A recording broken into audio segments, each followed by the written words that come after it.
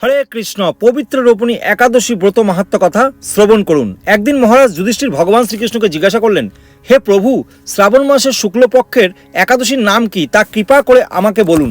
শ্রীকৃষ্ণ বললেন, হে মহারাজ, এখন আমি সেই পবিত্র ব্রত মাহাত্ম্য বর্ণনা করছি, মনোযোগ দিয়ে তা শ্রবণ করুন।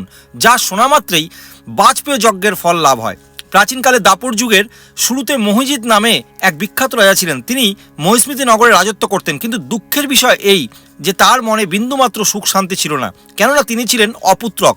পুত্রহীনের ইহলোক পরলোক কোথাও সুখ হয় না। এইরূপ চিন্তা করতে করতে বহুদিন কেটে গেল, কিন্তু তবুও মুখ দর্শনে রাজা বঞ্চিতই রইলেন।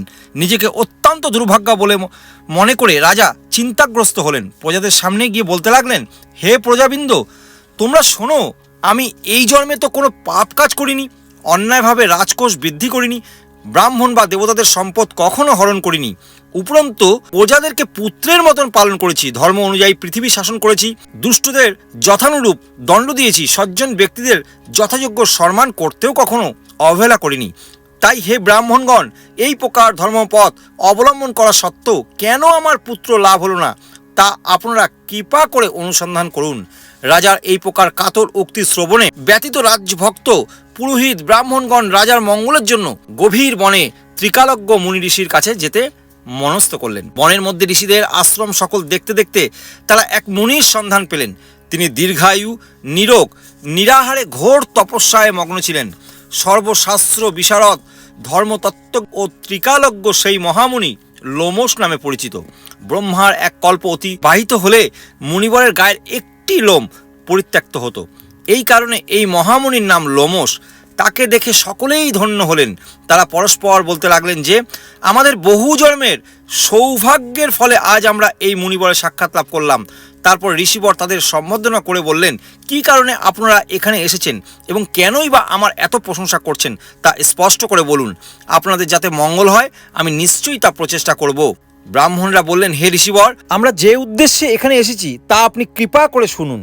এ পৃথিবীতে আপনার মতন শ্রেষ্ঠ ব্যক্তি আর কোথাও নেই। মহিজিৎ নামে এক রাজা নিঃসন্তান হওয়ায় অতি দুঃখে দিন যাপন করছে। আমরা তার প্রজা। তিনি আমাদেরকে পুত্রের মতন পালন করেন, কিন্তু তিনি পুত্রহীন বলে আমরাও সবাই মর্মাহত। তার দুঃখ দূর করতে আমরা এই বনে প্রবেশ করেছি। হে ব্রাহ্মণ শ্রেষ্ঠ, রাজা যাতে পুত্রের মুখ দর্শন করতে পারেন, কৃপা করে তার কোনো উপায় আমাকে বলুন। তাদের কথা শুনে মুনিবর ধ্যানমগ্ন হলেন। কিছু সময় পরে রাজার পূর্বজন্ম বৃত্তান্ত বলতে লাগলেন। এই রাজা পূর্বজন্মে এক দরিদ্র বৈশ্য ছিলেন। একবার তিনি একটি অন্যায় কার্য করে ফেলেন। ব্যবসা করবার জন্য তিনি এক গ্রাম থেকে অন্য গ্রামে যাতায়াত করতেন। এক সময় জ্যৈষ্ঠ মাসের শুক্লপক্ষের দশমীর দিনে কোথাও যাওয়ার পথে তিনি অত্যন্ত তৃষ্ণার্ত হয়ে পড়েন। গ্রাম প্রান্তে একটি জলাশয় তিনি দেখতে পান। সেখানে জলপানের জন্য যান। একটি গাভী ও তার বাছুর সেখানে জলপান করছিল। তাদেরকে তাড়িয়ে দিয়ে তিনি নিজেই জলপান করতে লাগলেন। এই পাপ কর্মের ফলে তিনি পুত্র সুখে বঞ্চিত হয়েছেন, কিন্তু পূর্বজন্মের কোনো পুণ্যের ফলে তিনি এই রকম নিষ্কণ্টক রাজ্য লাভ করেছেন। হে মুনিবর, শাস্ত্রে আছে যে পুণ্য দ্বারা পাপ ক্ষয় হয়, তাই আপনি এমন একটি পুণ্যবতের উপদেশ করুন যাতে তার প্রারব্ধ পাপ দূর হয় এবং আপনার অনুগ্রহে তিনি পুত্র সন্তান লাভ করতে পারেন। লোমশ মুনি বললেন, শ্রাবণ মাসের শুক্লপক্ষের পবিত্রা রোপণী একাদশী ব্রত অভীষ্ট ফল প্রদান করে।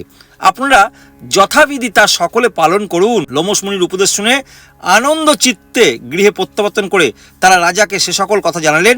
তারপর সকলে মিলে মুনির নির্দেশ অনুসারে ব্রত পালন করলেন। তাদের সকলেই পুণ্যফল রাজাকে প্রদান করলেন। সেই পুণ্যপ্রভাবে রাজ মহর্ষি গর্ভবতী হলেন। উপযুক্ত সময় বলিষ্ঠ সর্বঙ্গ সুন্দর এক পুত্র সন্তানের জন্মদান করলেন। ভবিষ্যতের পুরাণে এই মাহাত্ম্য বর্ণিত রয়েছে। এই ব্রত মাহাত্ম্য যিনি পাঠ বা শ্রবণ করবেন তিনি সমস্ত পাপ থেকে মুক্ত হবেন এবং পুত্র সুখ ভোগ করে অবশেষে দিব্যধাম প্রাপ্ত হবেন। হরে কৃষ্ণ।